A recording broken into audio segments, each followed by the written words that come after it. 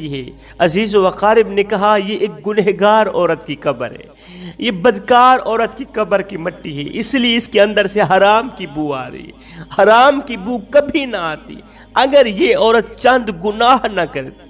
کون سے گناہ کرتی تھی؟ اس نے اپنی زندگی کیسے گزاری؟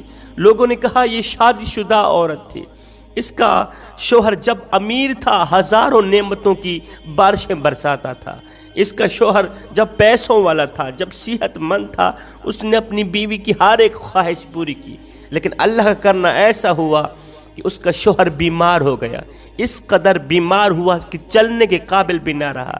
اس عورت نے کیا کیا؟ بجائے ساتھ دینے کے شوہر کو تنہا اکیلا چھوڑ کے شہر میں جا ڈیرے لگائے، غیر محرم مردوں سے ملتی، بغیر نکاح کے بغیر شادی کے ان سے گناہ کرتی، زنا کرتی۔ اس عورت کا معیار اچھا نہیں تھا، کردار اچھا نہیں تھا۔